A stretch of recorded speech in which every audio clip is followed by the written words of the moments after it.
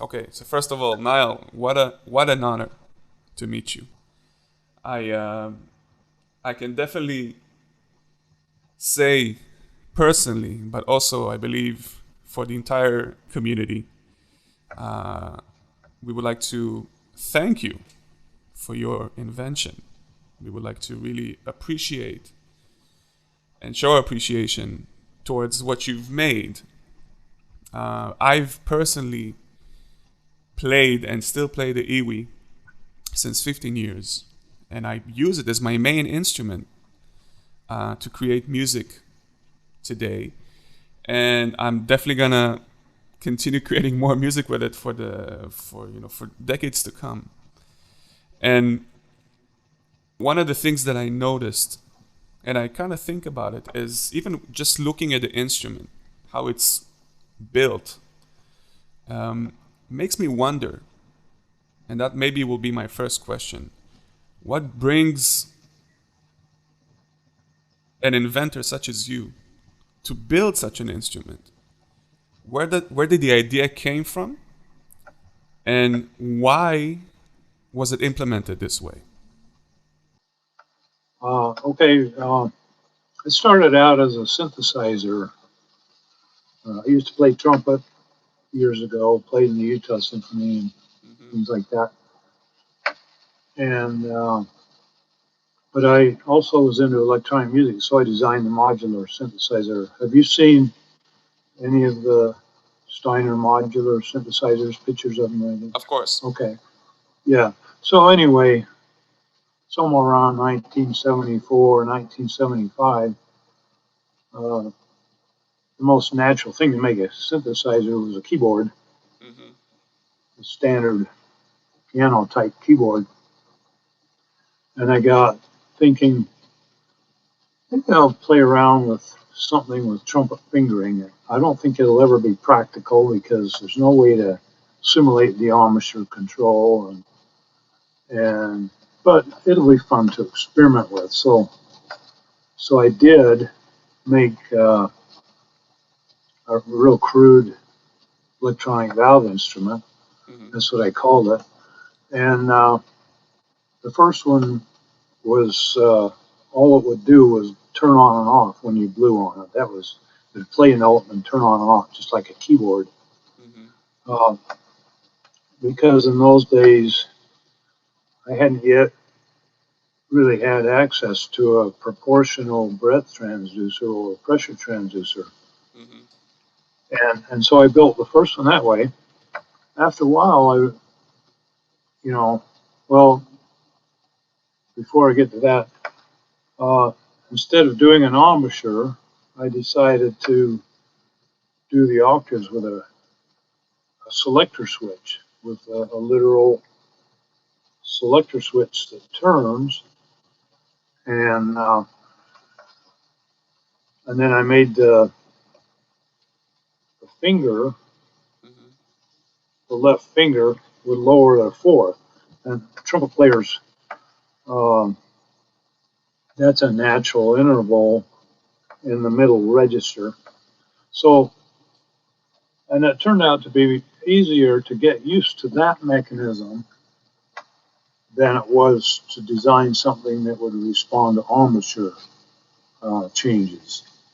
So it turned out to be a shorter path and a more practical path uh, to learn partially a new technique uh, rather than design something that would respond to that. And I still feel that same way today. I think it would still be harder to make a true embouchure because even if I did make an embouchure control, like to go over the harmonic series of the trumpet, Mm-hmm. a trumpet player's technique is used to doing about 2.5 to 3 octaves at the most. So if you made the same kind of device that would respond to an embouchure, you'd still have to relearn in order to do a 7 octave range.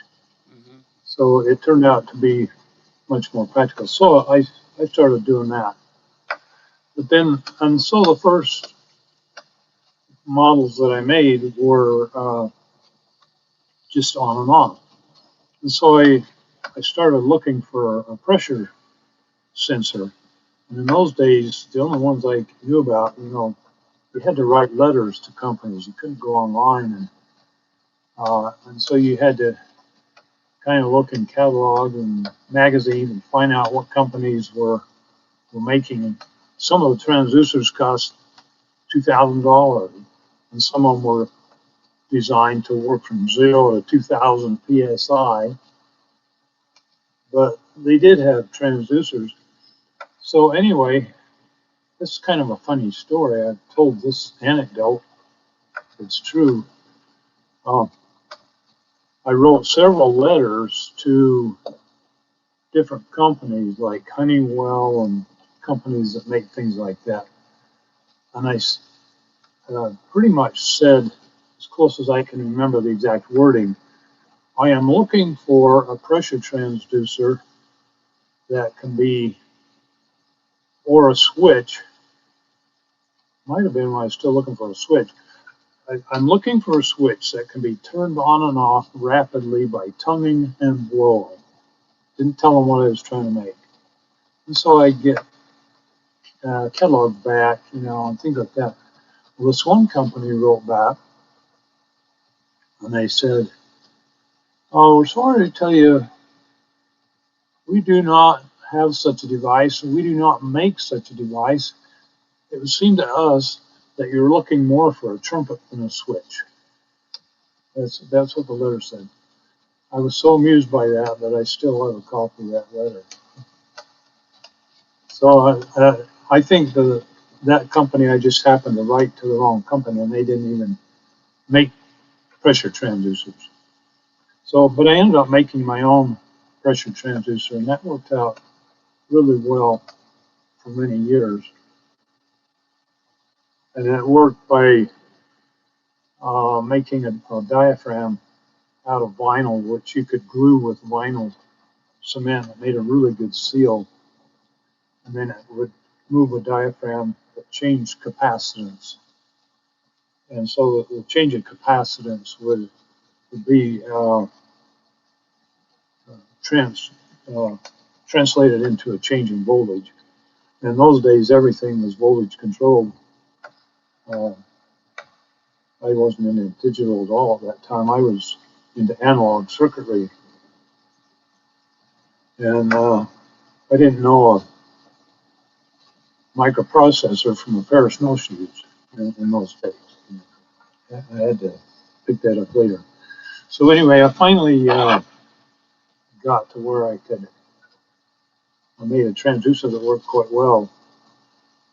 That was proportional, and plugging that into a voltage-controlled filter and a VCA that you're running a voltage-controlled oscillator through worked pretty well. But then I had to have some kind of vibrato mechanism, and so I finally came up with a piezoelectric disc that I glued onto a piece of plastic. And as a trumpet player, I always would kind of use the thumb to make a vibrato. So I made a kind of little lever with a piezoelectric disc on it, fed that in to modulate the pitch. And those two things were the two most important things. Made it really work. And after playing a while, I finally realized that, hey, this is working. This can be a serious instrument. And so I started playing that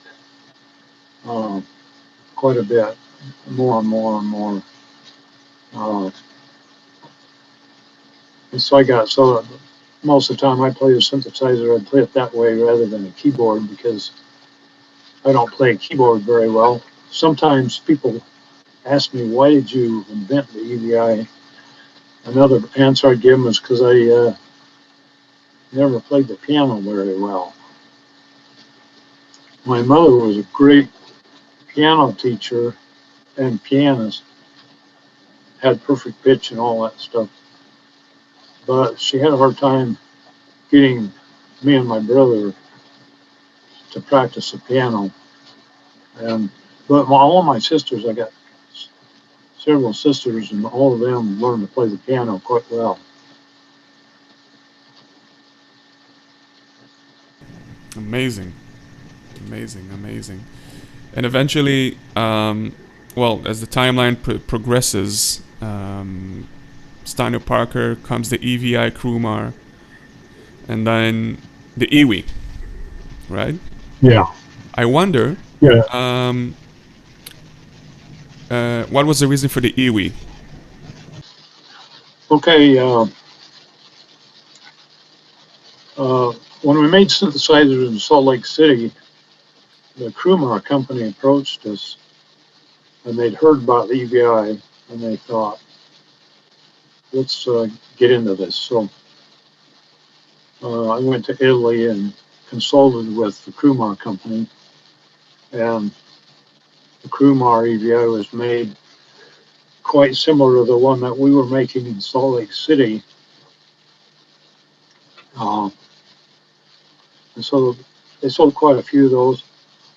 And then I later ended up moving to Los Angeles, and I was really lucky.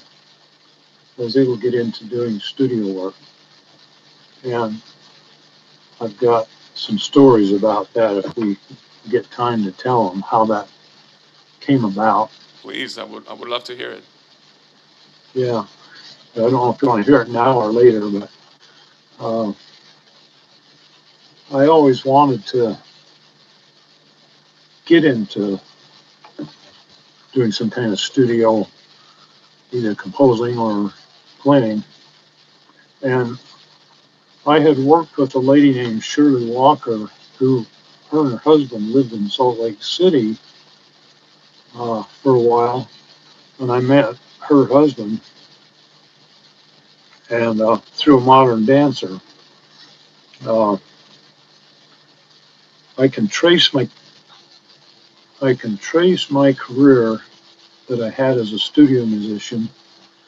If I this led to this, this led to this, this led to this. If I trace all those steps back, I trace it back to the fact that I failed an art history class in college, and that caused me to take another class, which was a modern dance history class. I knew nothing about modern dance, but I got in there and found that I really, really liked the modern dance department. I liked it better than the music department at the time because they were much more creative, much more open. But anyway, I ended up doing electronic score for one of the dance students. And he introduced me to Don Walker, who was working at a TV station here. And then Don Walker, introduced me to his wife, who was very talented uh, composer, musician, perfect pitch kind of person. And then they ended up moving back to California, and we were making synthesizers up here. But I kept in touch with Shirley and Don, and Shirley somehow got involved uh, with Francis Coppola and the Apocalypse Now. And I was so naive at the time. I'm more I'm technically minded, so the trade-off of that, I'm also engineering minded, but the trade-off is that I can be naive in the music world. I've always been pretty good at playing whatever style I needed to do, but I didn't even know who Francis Coppola was, and she called me and says, "Hey, Nyle, why don't you bring your synthesizer down here, and I'll see if I can get you an appointment with David Rubinson, who is the music coordinator for the movie." So I did that. I put my synthesizer in the car and drove down there. And the day came, I was staying at Shirley Dawn's place, and the day came that David Rubinson would would talk to me. And I think he just kind of told her that just to get her off his back, you know. And so I went to the studio. There's Zozo Studios, and I had a big modular system that I controlled with my EVI, but I also had a shoebox size. It was about, try to get in the picture here, it was about this long in a box, flat box. And I even had a 2-inch speaker in it, just for the sake of practicing. You couldn't play much with that little speaker other than the fact that you could practice. And I thought, we're not supposed to take instruments to the studio today. It was kind of a big get together. A lot of the musicians came in and different people came in. Mickey Hart from Blood, Sweat and Tears, from Grateful Dead was there. Anyway, I thought, well, I'm going to carry this. It's handy. I'm going to carry this little instrument. It's not going to hurt to have it there. Who knows? I might get a chance to show it off, you know. So while we were waiting around, before I met Francis or anybody, I was in the studio and some people noticed I had that, and they said, "What is that?" You know, and I told them what it was, and they said, "Well, can you plug it in?" And so we plugged it into the big studio monitors and everything, and I played for them, and they really were impressed. Uh, there was even a guy there from a local music store showing off the Yamaha. I think it was called CS80. It was a great big polyphonic synthesizer they're making, and he was showing all kinds of things you could do that were expressive. And I was thinking, gee, I can do that. That fits, you know. Anyway, when this guy heard me play the EVI, he was also very impressed, and we became very good friends. During my stay there, he had me over to the store that he worked at to demonstrate and play with the keyboards, to do kind of clinics and stuff. Anyway, the people that were there in the studio were quite impressed. And so then I kind of, after I got done doing that, I was waiting around, and finally the time came that David Rubinson will talk to in his office. And so I went in to David Rubinson's office and just talked to him and met him. And he said, "Well, you know, I'm really sorry, but we don't have enough studio time to audition you or anything like that. But I appreciate you coming down, you know." And so I thought, well, it certainly doesn't hurt to try, you know. I'm glad I came down. You're not ever going to get anywhere if you don't do something like this. So that's basically the way it turned out in David Rubinson's office. And then, but David Rubinson said to me, he says, "We're going to screen the movie now with the temp track." You know, they didn't have a score. "And you're welcome to stay and watch if you want." And I thought, sure, why not? And before the movie started, I called my wife on the phone and said, "Well, I'm not going to be working on the movie, but I feel good that I came down." Uh, this was a trip that I came down also to show the EVI to some music stores in the LA area. Or in this case, it was in the San Francisco area, because this was in San Francisco. And so anyway, shortly after that, they started the screening, and they were showing the whole movie Apocalypse Now. And in the middle of the movie, they had to change reels or something, and so they stopped the movie, and we were taking a little break. And I was sitting in the screening room with a bunch of other people, and my EVI in that little box was sitting sitting down on the floor by my chair, and Francis Coppola pokes his head in. And one of the first things he does is he happens to see that little box sitting by my chair. And he said, "Is that thing I've been hearing about all week or all afternoon? I've been hearing about that thing all afternoon. Why don't you show it to me?" So I got it out and played it for him with a little 2-inch speaker. And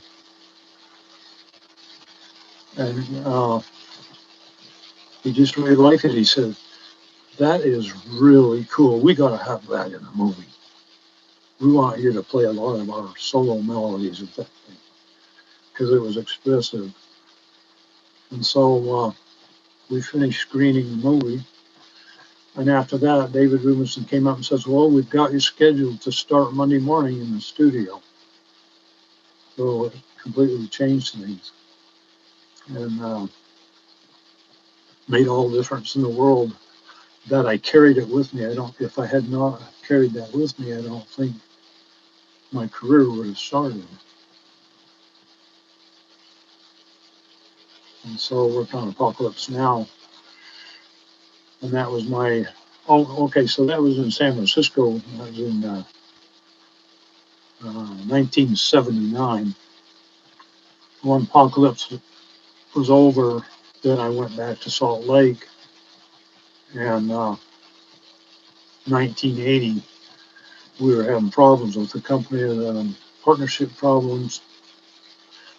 But I came to this realization that I said to myself one day, I've always wanted to go to Los Angeles or someplace and just make a try at the music business. But I'm not meant to do that.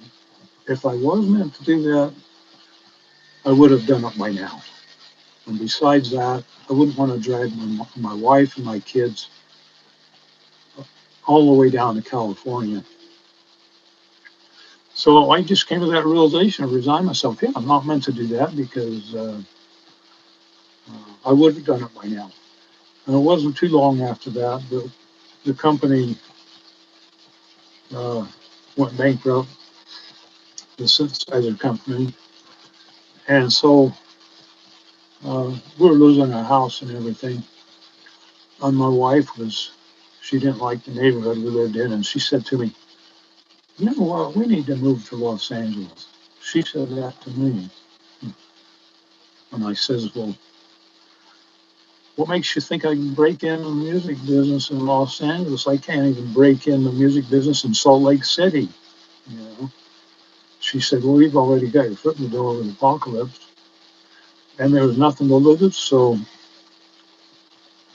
we did that. We put everything in a truck and moved to Los Angeles, and kind of in a miraculous way, I got into the music business.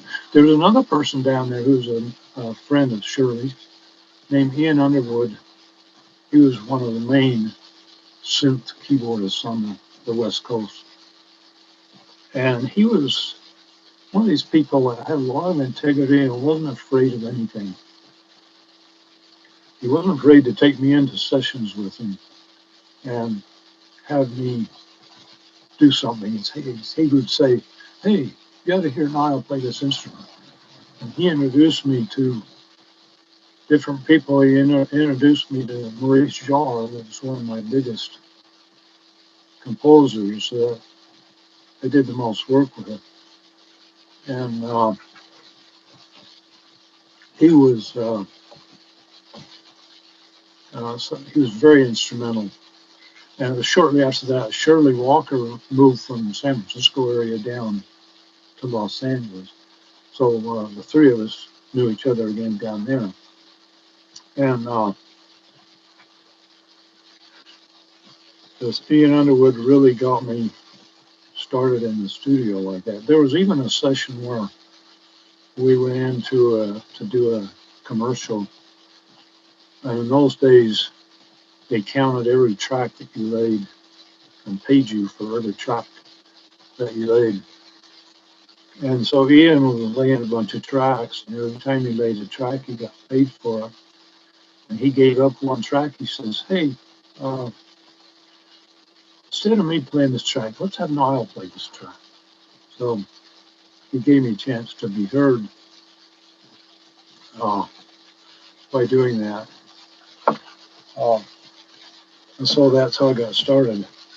Well, anyway, so fortunately, and it seemed like in a miraculous way, I did get work down there and started working. Uh, I met this composer who was kind of soft spoken. He says, "I've got a TV show.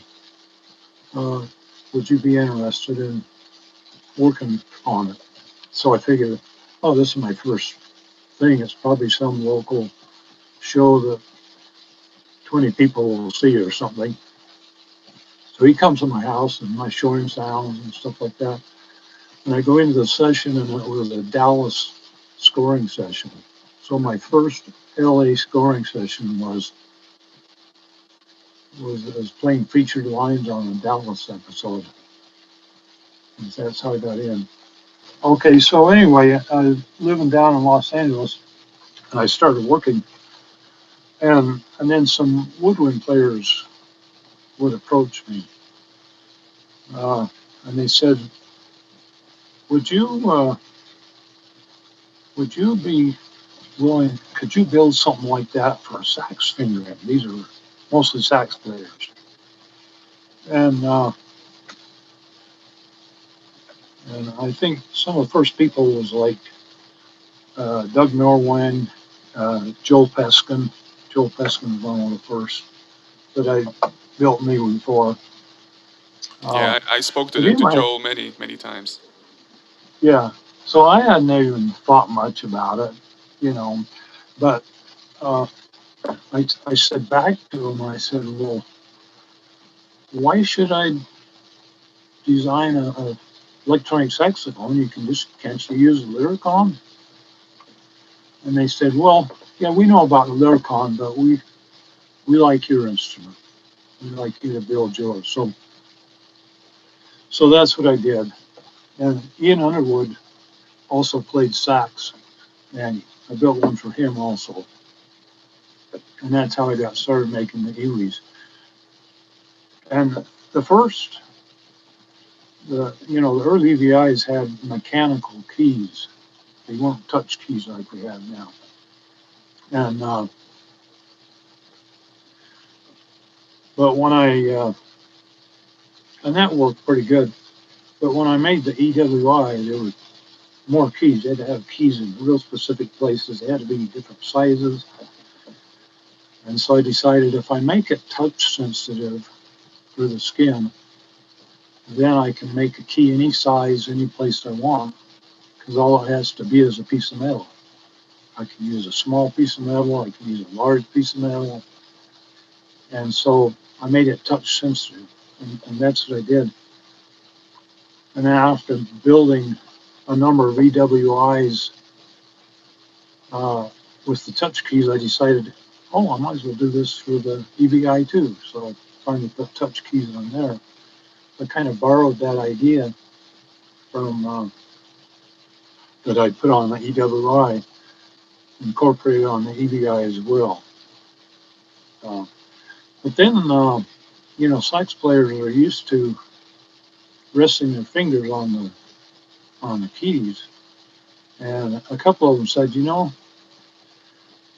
I'm really used to resting my fingers on the keys.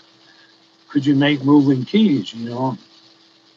While not being able to use existing mechanical switches, I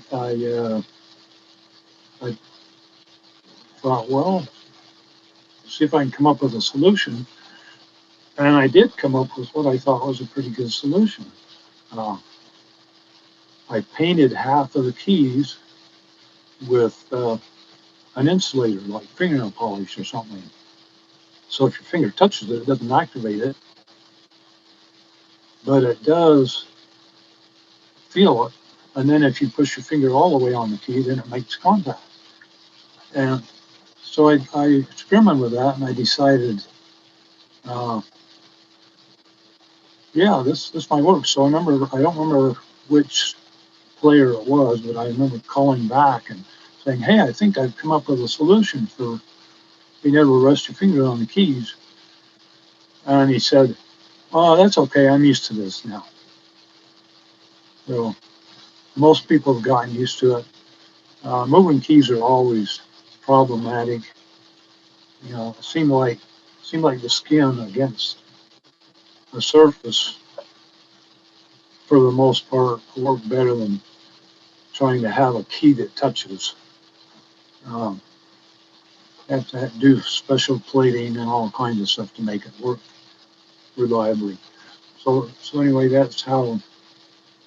So I never got around to making moving keys. Everybody accepted it and got used to it. Just like people play the recorder, it doesn't bother them. They don't have moving keys on there, you know. Of course. Yeah. So Mm. Amazing. And later on, of course, certain players picked it up and made it world famous, yeah, as we one all of the know by things now. I did, yeah, one of the things I did different on the EWI was uh, with the EVI, I used a hand vibrato, so it was a lever that the thumb, while you're playing, the thumb, Oh yeah. as you move the thumb, it would Mhm. make vibrato. Mhm. And at first, that's all you could do is a vibrato. I didn't have the benders. But on the EWI, instead of having that lever, I put a bite sensor. I made a mouthpiece that was flexible. And when you bite on it, kind of a biting motion, then you would have create a vibrato that way. And then later I made the pitch benders, which were the same on both the EBI and EWI, capacitive when you roll the thumb on them. Yeah, Judd told me the That, story about when he went down to your house to install these benders on these EVIs because he didn't had them before. yeah, yeah, the Krumar, he got made by Krumar, uh, didn't have the benders, but you could do a vibrato. But the vibrato mechanism is what you might call dynamically coupled, so that if you bend the pitch will go down, but it'll return. And then when you go up, the pitch will go up, but it'll always return to center. So you don't have to fight staying in tune uh, while you're doing a vibrato. It was very easy to stay in tune and have a lot of vibrato freedom. And I think in those days, like the Lyricon and things like that, it was how hard you bite also controlled the steady pitch. So it was very hard to hold that reed in the middle and keep in tune while you're doing vibrato.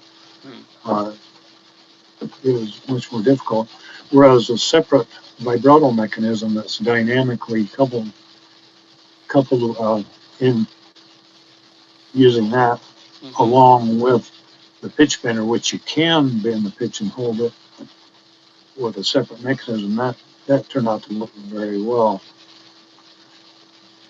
And the EVI, the first EWI I made with moving keys, but I didn't make more than one or two of those before I started making the touch keys. When MIDI came out, I eventually started interfacing to MIDI also. Uh, Jim Cooper made a MIDI interface that was designed for the Lyricon. And so I talked to him. I says, uh, could you make some custom changes for me? And because I want to use them on the EVI also, on the EWI. So he worked with me on that. And I bought some of those from him uh, and had him do some changes in the software. And then I did a major addition to it hardware-wise, just so that it would interface with the EWI and the AVI, and then eventually turned out to be quite usable. Hmm. And then, but then, Jim Cooper was too busy to do very much software changing, and I still at that time, if anything was going to be done with a microprocessor, it had to be done by somebody who knew about microprocessors, and I still didn't know a microprocessor from a screwdriver or a microprocessor from a rock or whatever. Uh, but since it was hard to get Jim Cooper to do very much software changing, because software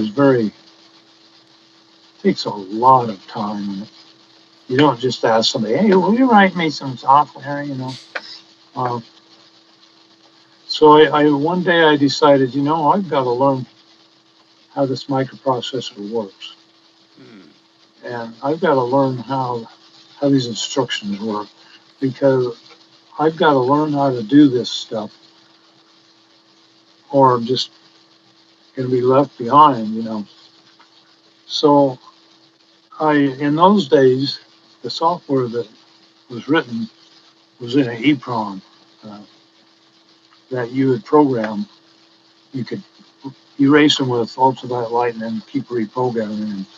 So I was able to download the code, which was the actual machine code that the microprocessor was reading. I didn't know anything else about it. And I was able to download that onto my computer, and it was just a bunch of pages of hex numbers. So I got a hold of a Z80. That's a processor that was being used. I got a hold of a Z80 instruction set, and I said to myself, if that microprocessor can run through all of this code in 10 milliseconds, I can do it in 6 months. And so that's what I did. I just took the first number, looked it up in the thing, and just finally kept analyzing. I finally got to the point where I could make changes in that code with the machine, making changes in machine code. I didn't even know what an assembler was at that time. So it was still pretty laborious. You had to count all your addresses, every jump. You had to count till how many spaces it's going to jump.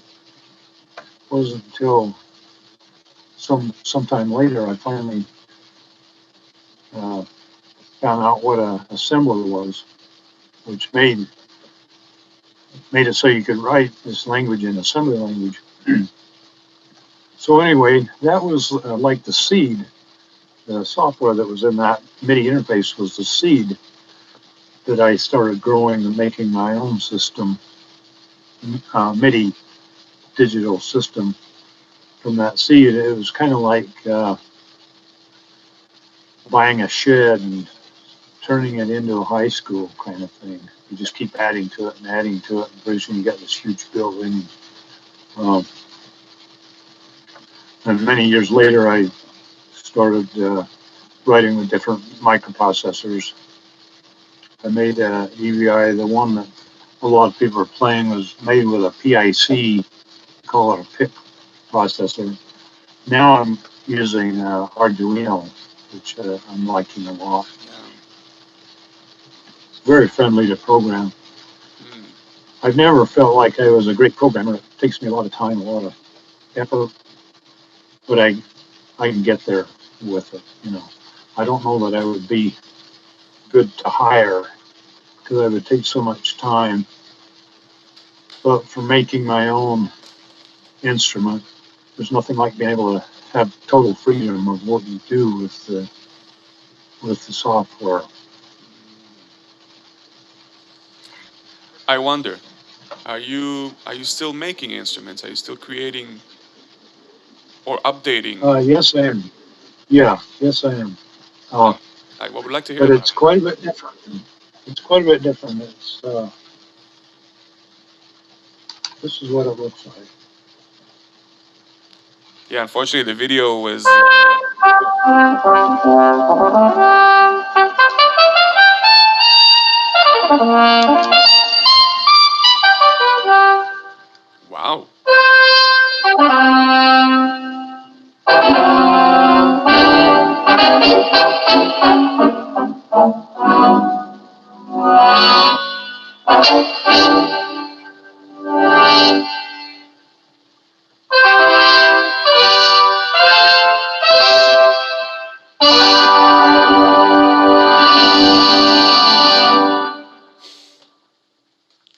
Wow.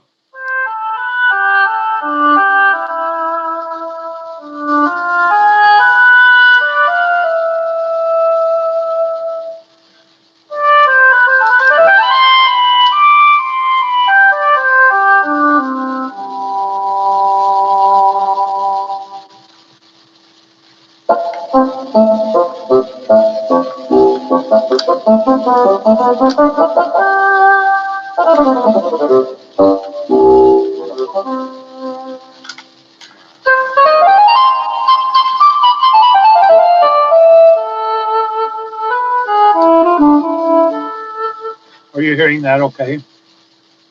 Yes, I am very much. I wonder. This is a MIDI controller. Where's the sound source coming from? Okay, the sound source on this is, see if I can find one here to show you.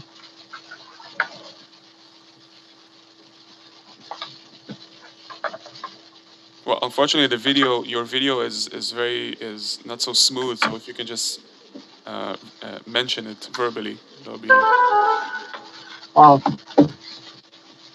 yeah, this is the computer. It's,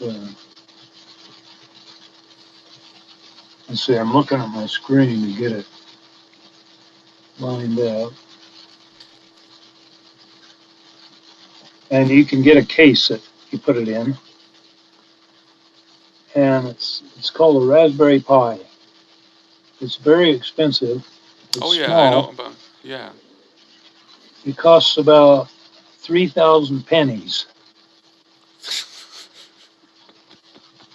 which means it costs about $30 for this computer. And that's what you're hearing right now. But I I'm mean, is playing is just through a speaker. is it a software? What are you driving there? Yeah, yeah. What you're hearing, I've got a speaker here near the computer, so you're hearing a Yeah. speaker into the computer microphone. Uh, but it runs on Linux. The, the system it runs on You write Linux. this? Did you write the software? No, this Okay. is all the software I write is in here. The controller. Uh, the Raspberry Pi runs on Linux, and all the software that I'm using is free. It's absolutely free software. I've got some of my own samples I put in.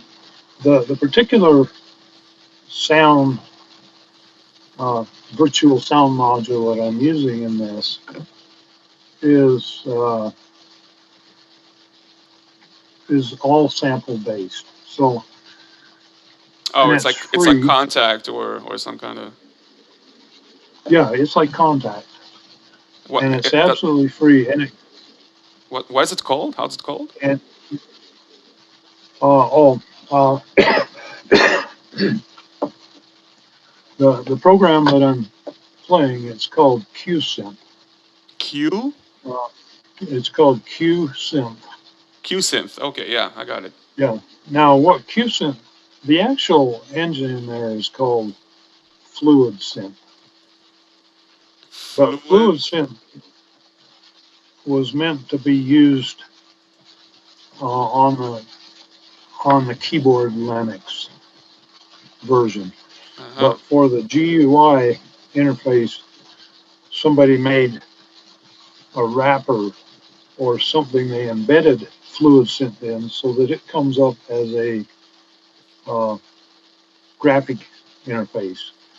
So this little Raspberry Pi, I put that in there and a few other accessory things. And and this program, QSynth, it also comes with a set of like general MIDI sounds, and a lot of them are really good. Sounds Uh, like it.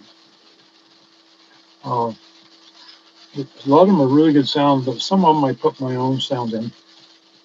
And I made my own set of samples. Wow. And the Raspberry Pi can plug into a monitor. It's got an HDMI port on it. You can plug it into a monitor that's 60 inches if you want. And or you can plug it into a 3-inch monitor, which is a little hard to see what you're doing. But the thing that's nice is I can get all the software, all the samples, everything going, and I can make this Raspberry Pi so that it self boots, so I don't have to have a monitor. So when I go and play, I don't know if I can move this enough. I have a Raspberry Pi inside this bag. Yeah. It's very light. I carry it around. The Raspberry Pi runs off a battery, can run it for hours Mm-hmm. on a charger battery, and the EVI also I see. runs off that same battery.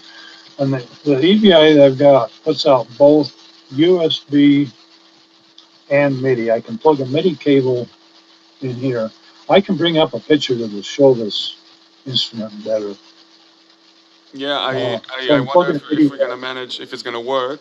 Again, the video is very um, stuck. Well, I've got a, So we can maybe you can yeah, mail it to me or something, and then well, let me just, anyway, yeah, in a minute, I'll try and bring a picture up. I've got some photographs here. yeah. Uh, but I plug with the Raspberry Pi. I just play through USB, so I have one USB cord, Mm-hmm. and I run that on a battery, and then the amplifier. I've got an amplifier that's fairly easy to carry.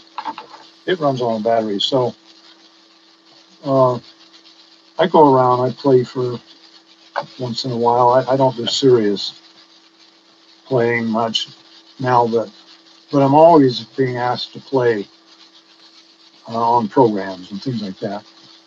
And so I run completely on batteries now for the last 5 years. I have never plugged, I've never played on a performance where I've had to plug into power. Mm. It's very light, and I can do almost everything I've ever done. But this particular instrument is very easy to build. Uh, Would I would think if I would an if iwi I have um, what's that? would an iwi would also be possible to make an iwi version of this?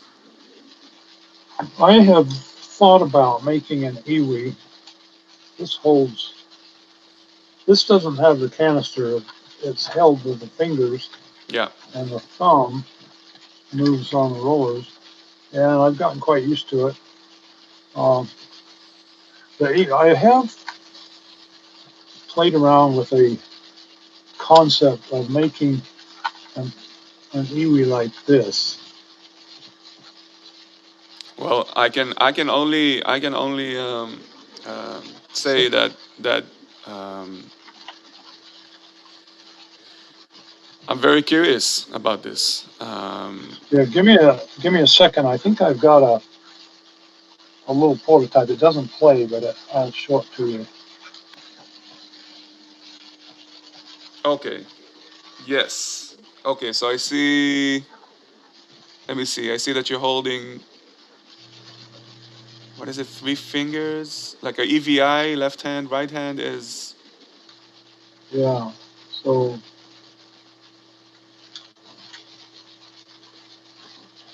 so the left hand Mm-hmm. does this. This little rod right here rests Oh yeah. between his fingers, Right. and the rollers are here. Yeah, I see. It's a sort of like the rad version, but just maybe a bit differently shaped. Yeah, it's Right. it's the exact same, almost board layout as the EVI that I've been showing.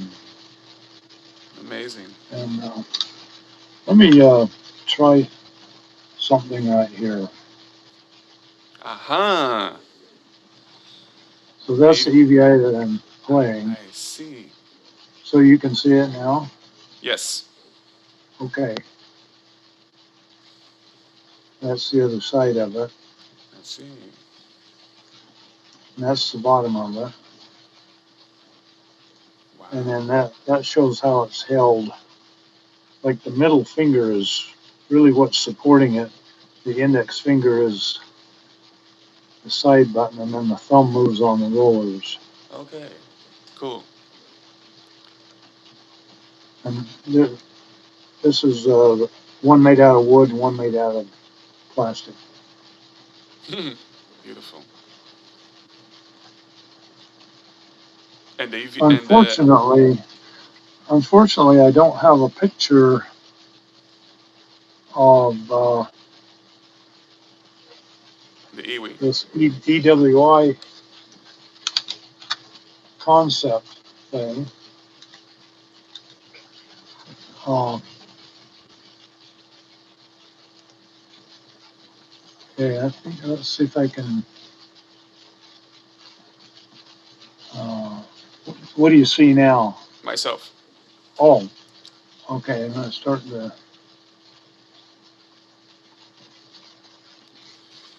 Okay, can you go a bit? Oh, somehow this is much better. Can you take the instrument more center towards your face? Yeah. Okay. So it's funny when I move this on the screen, it seems Oh yeah. Okay. backwards. No, no, it's fine. It's fine. That's just hold it right there. I see. I see. Yeah. So the left hand comes Mhm. up like that. Mhm. The thumb goes on Yeah. to I see. the Mhm. rollers, Oh yeah. and then there's three here. And there's another pinky one here. I think I may be able to put a BIS key on. I don't know if it's going to have all the keys that you might be used to on the EWI. But the Mhm. rest of this will be your right hand. Mhm. Wow. But to build this would be very easy to build it in the same manner than building the EVI that I just showed you the picture of. Would you be interested for other musicians to try it? Yeah, I've thought about doing it so that people could try it. Well, Uh, I would be super interested. okay, I'm just not sure it would be as the, the functionality that you're looking for, but I think it would work because when I hold it, I feel quite comfortable with it. I don't know woodwind fingering very well, Yeah. but I feel like I could play this as well as I could play any of the others. Right. Um. It, Yeah. it's interesting. It's an interesting psychological thing. Uh, when I'm demonstrating an EWI, Yeah. I kind of I know the fingering enough to kind of play a few scales, Right. but not really perform on it. And so, years ago, I came up with rewiring an EWI so it had EVI fingering, Right. which makes it much easier. But there's something psychological when I'm holding an EWI like this. I have to keep reminding myself This is an EVI fingering. I'll start to play and oh, it's not working. Oh, that's right. I'm playing woodwind fingering, even though I don't know it. My hand's in this position, unless I think about it. Oh, that's right. It's trumpet fingering. And then I can play fine once I remind myself it's it's EVI fingering. Then I can play it just about as well. But it's funny. I have to remind myself when I first pick it up. Whereas an EVI, I would naturally just do the EVI fingering. These EWIs that you're building are, you mentioned that they're in cost. They're cheaper to make. They're simpler to make. Yeah, yeah. This EWI that I'm showing you, I haven't built any yet. Yeah. But I could. I mean, it'd be a reasonably simple hardware adaptation, and the PC board would be a little different. Yeah. And, I actually haven't built any of these with PC boards yet. They're all been hand wired. Wow, that's super interesting. Like, I'd like to show you the inside of a EVI that doesn't have the top on. Yeah. I've been about 3 weeks away from sending the PC boards in and having them made for the last 6 years. Wow. Kind of thing. So, and the thing is, I had people kind of pressuring me to build some more EVIs, but I just wanted to kind of finish working on it. And so the new EVI made by Ewing, I'm aware. kind of took that pressure off, so that it's left me free to just keep working, and people can buy that. And I feel like I haven't let some people down that really wanted one right away. So I feel like I've really been able to get in and experiment with this. Looks amazing. Really intimately. And whenever I experiment with something, and I think I'm going to go with that idea, I go in all the way, and I do performances and everything with it. And beautiful. I've been performing on this for several years now, at least a couple of years. So I've gotten I quite like it, and it's small. It fits in almost any bag I want to fit it into, without a mouthpiece sticking out or something like that. So